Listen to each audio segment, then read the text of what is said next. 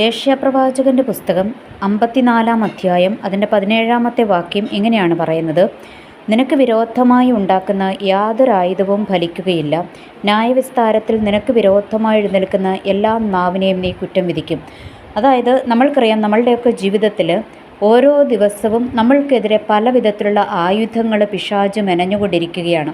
അപ്പോൾ കുറേ നമ്മൾക്ക് വെളിപ്പെട്ട് വന്നിട്ടുണ്ട്, കുറേ ദൈവം നമ്മൾക്ക് വെളിപ്പെടുത്തി തന്നിട്ടുണ്ട്. ഇനി മറ്റു പലത് അവൻ്റെ പണിശാലയിൽ പണിതുകൊണ്ടിരിക്കുകയാണ്. അപ്പോൾ അത് ഏത് സമയത്ത് അവന് എടുത്തുപയോഗിക്കും എന്നുള്ളതൊന്നും നമ്മൾക്കറിഞ്ഞുകൂടാം. എന്നാൽ നമ്മൾക്ക് ഒരു കാര്യം അറിയാം, ഈ പിശാചെന്ന് പറയുന്നവൻ ഒരിക്കലും നമ്മൾക്ക് അനുകൂലമല്ല എന്നുള്ളത് ഒരു യാഥാർത്ഥ്യമാണല്ലേ. അപ്പോൾ പിശാച് എങ്ങനെയെങ്കിലും നമ്മളെ നശിപ്പിക്കണം എന്നുള്ള ഒരു ചിന്തയും ആയിട്ട് തന്നെയാണ് പിശാച് ഇരിക്കുന്നത്. അപ്പോൾ ഈ പിശാചിനെ സംബന്ധിച്ചിടത്തോളം നമ്മൾക്കെതിരെ ഏത് ആയുധം ഫലിക്കും എന്നുള്ളത് അവനിങ്ങനെ നോക്കിക്കൊണ്ടേയിരിക്കും.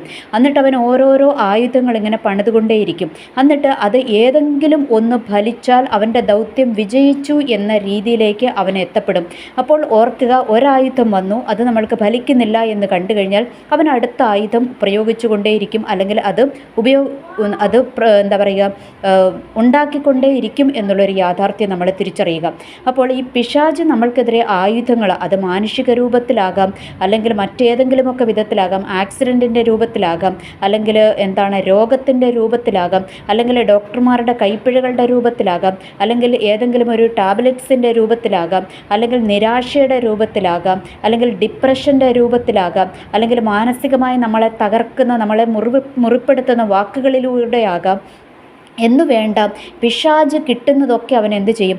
ആയുധമായിട്ട് ഉപയോഗിക്കും. ഇനി അതുകൂടാതെ പല മൂർച്ചയേറിയ ആയുധങ്ങളും അവൻ നമ്മൾക്കെതിരെ പ്രയോഗിച്ചെന്നും വരാം.